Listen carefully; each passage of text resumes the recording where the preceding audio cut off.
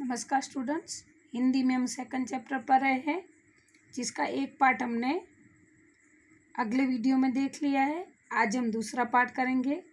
हमने अगले वीडियो में पढ़ा कि लेखक को बापू की कुटिया में जाकर कैसा महसूस होता है, वो कैसे किस किस तरह से सोचते हैं। देखिए, यह अपने बिस्तरे पर कैसे बापू अपने यरवदा चक्र को घुमा रहे हैं। ये अंदाजा लगाते हैं, एहसास करते हैं। यरवदा चक्र मतलब बच्चे वो बापू का जो चरखा होता है ना, वो तो लेखक ऐसा महसूस कर रहे हैं कि बापू इधर ही बैठे हैं, वो चरखे को घुमा रहे। अभी कुछ देर पहले उन्होंने सामने रखे कलमदान से कलम निकालकर कुछ लिखा है और अब जरा हट जाइए। थके मांदे बापू हाथ में तुलसी की माला लिए अपने सामने की दीवार से मिट्टी की उभार से बनाए दो नारियल के वृक्षों के बीच घेर से लिखे ओम को निर्निमेष दृष्टि से निहार रहे हैं। और उस ओम के ऊपर क्या है? हे राम। लेखक बापू की कुटिया में बैठे बैठे ऐसे अंदाजा लगा रहे कि बापू ये सब कर रहे हैं। रियल में बापू है नहीं, लेकिन वो वहाँ पे महसूस कर रहे हैं कि बापू ने कलमदान मतलब पेन का स्टैंड है, उसमें से पेन निकाली। फिर ऐसे जैसे बापू बोलते हैं कि जरा हट जाइए। हाँ, वो तुलसी के माला लेकर, हाथ में माला है, सामने की दीवार पर मिट्टी की जो मिट्टी में से बनाए दो नारियल के वृक्षों के बीच ऐसे लिखा है कि ओम। उसको वो निर्निमेष मतलब वो जो बिना आँख पलकाए देखना होता है ना, तो ऐसी दृष्टि से वो निहार रहे, मतलब निहारना मतलब देखना। और उस ओम के ऊपर क्या है? तो हे राम। हे राम, आह कल्पना लोक से उठकर मैं किस कठोर चट्टान पर पटक दिया गया। हे राम, इन शब्दों ने कहा, नहीं बापू अब हमारे बीच नहीं रहे। नहीं बापू अब हमारे बीच नहीं रहे, वह हमसे कब के छीन गए। उस दिन जब गोलियों के 3 भयानक धड़ाकों के बीच दुनिया ने अंतिम बार उनके मुख से हे राम सुना था। हे राम पढ़कर लेखक को एहसास हुआ कि बापू अब हमारे बीच में नहीं है। और जब उनको गोलियां लगी थी तब उनके अंतिम वर्ड थे हे राम, तो जो दुनिया ने सुना था। जन्म जन्म मुनि जतन कराही, अंत राम कही आवत नाही। मतलब जन्मों जन्म तक जतन कराना मतलब उसको ख्याल रखना है ऐसे, लेकिन अंत में राम कही आवत नाही। अंत में कभी राम नहीं आते हैं।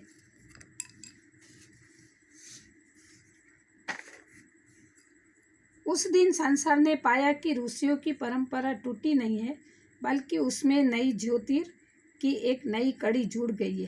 काश ये ज्ञान उस अज्ञानी को हो पाता जिसने हिंदुत्व के नाम पर इतना बड़ा अनर्थ किया। किंतु बापू अमर है अपने दिव्य रूप में।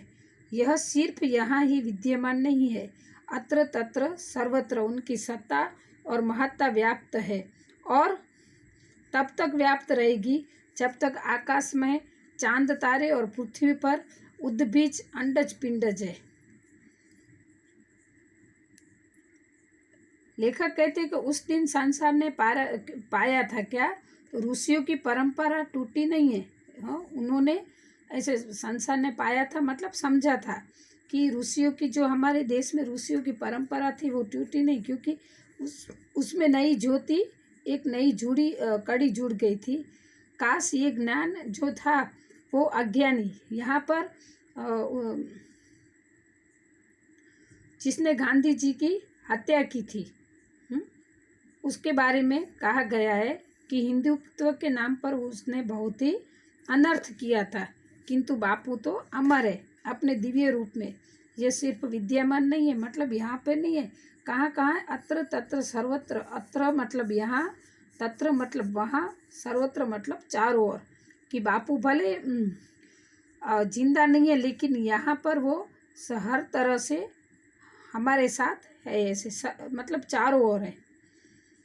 और तब तक व्याप्त रहेगी उनकी ख्याति, उनकी महत्ता मतलब उनकी नामना तब तक रहेगी जब तक आकाश में चांद तारे हैं मतलब बापू खुद भले नहीं रहे, लेकिन उसका जो नाम है, उन्होंने जो काम किए वो हमेशा अमर रहेंगे। और जब तक आकाश में चांद तारे हैं और पृथ्वी पर उद्भिज, पृथ्वी पर उद्भिज मतलब पृथ्वी पर जन्म लेने वाले अंडज, अंडज मतलब अंडे से पैदा होने वाले जो जीव है वो पिंडज मतलब जन्म लेने वाले जीव। पिंड से उत्पन्न होने वाले मतलब जो हम जन्म लेते हैं। अंडज मतलब अंडे से जन्म लेने वाले और पिंडज मतलब पिंड से जन्म लेने वाले, यानी कि मनुष्य और पशु जो है वो, कि जब तक ये सब चलता रहेगा तब तक बापू की नामना होती रहेगी। ओ बिस्तर, इस सादगी में भी तुम कितने महान हो, क्या इसका एहसास तुम्हें कभी होता है? अरे तुम्हें देखकर कितने रत्न जड़ित स्वर्ण सिंहासन भी ईर्ष्या से जलते होंगे। क्या कभी उन पर एक क्षण को भी उतना बड़ा आदमी बैठा होगा जितने बड़े आदमी को कितने ही दिनों, महीनों, वर्षों तक तुम्हें अपने ऊपर आसीन करके गौरव प्राप्त हो सका। मतलब वो बिस्तरे को बोल रहे हैं लेखक कि तू कितना महान है, कि तू उस सिंहासन से भी बड़ा है, उससे भी महान है। जिस सिंहासन पर बड़े बड़े राजा बैठते हैं तो वो तुच्छ है तेरे आगे, क्योंकि तेरे ऊपर तो बापू ने अपना आसन रखा था। तेरे ऊपर तो बापू ने आराम किया था, बैठे थे ऐसे। यह गौरवशाली बिस्तरा, बिस्तरा यानी बिस्तर, जिसके सिरहाने दीवार से सटी काठ की तख्ती, जिसकी कठोरता को कम करने के लिए उतना ही बड़ा तकिया। थक जाने पर बापू उसी तकिए के सहारे बैठते हैं। बिस्तरे के दाहिने बापू की कुछ आवश्यक वस्तुएं, पत्तों का बना ये टोकरा जिसमें वे रद्दी कागज पत्रों को डाल दिया करते थे। यहाँ पर बापू जो जो करते थे उसके कमरे का, उसकी जो झोपड़ी में, उसके कुटिया में जो जो वस्तुएं थी उन सब का वर्णन किया है। कि उनका बिस्तरा था, सिरहाना मतलब जहाँ पे सिर रखते थे वो दीवार पर एक तख्ती लगी थी। फिर तकिया था बड़ा सा, बापू जब थक जाते थे तो उस तकियों के सहारे पे बैठते थे।